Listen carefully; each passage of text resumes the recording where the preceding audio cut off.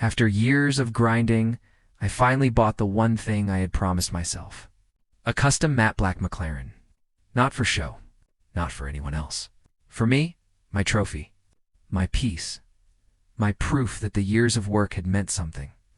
I moved into a gated community, thinking calm streets and manicured. Lawns meant exactly that. Calm. What I got instead was Randall. Comment below which country you're watching from. Randall was not on the HOA board. He had never been elected or appointed to any official role. He was a self-appointed enforcer in a neon vest, walking the neighborhood with a badge that looked like it had been printed at home and a clipboard full of warnings. Nobody had authorized him to issue. He had apparently been doing this for months before I moved in.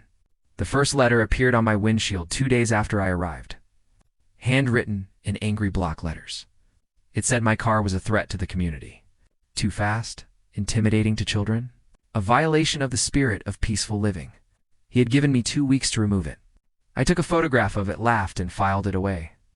Nothing in the HOA handbook restricted specific vehicles, and I had not broken a single community rule. I was not speeding.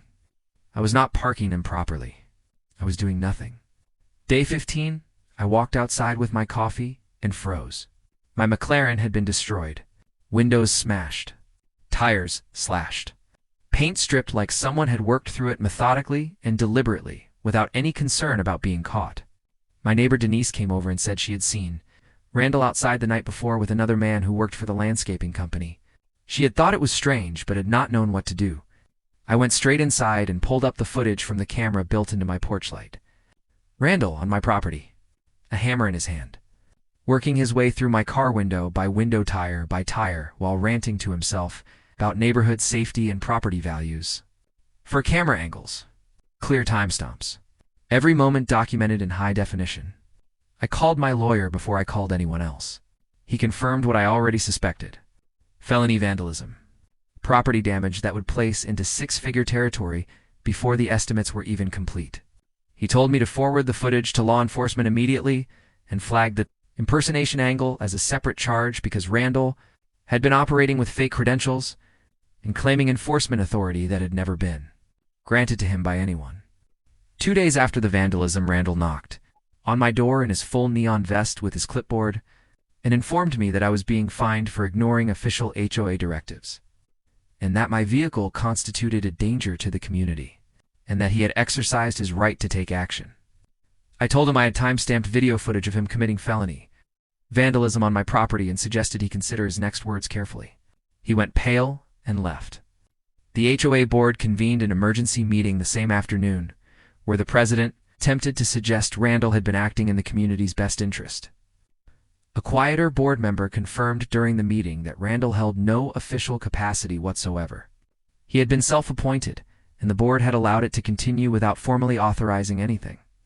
Police reviewed my footage later that week and arrested Randall on his own driveway, while he insisted he was being framed. My lawyer filed charges covering felony vandalism, criminal mischief, and impersonation of an authority figure. In court, the footage required almost no commentary. The judge observed that Randall had destroyed property worth more than most homes in the neighborhood. While operating under authority that had never existed, he was convicted on all counts, ordered to pay full restitution for the vehicle, plus damages, legal fees, and court costs. He lost his job. He lost his home, satisfying the judgment. He relocated to a rental across town. The HOA board was subsequently investigated after the broader membership discovered they had knowingly permitted Randall to act in an enforcement capacity without authorization. A petition removed the entire board, and the organization was dissolved. My new McLaren sat in the driveway, exactly where the old one had been. Some people confuse a printed badge and a neon vest with actual authority. The moment you act on that confusion by destroying someone's private property on camera, the results are completely predictable. Drop a like if this story hit different, and tell me in the comments how you would have handled Randall on the morning you walked out and found your car.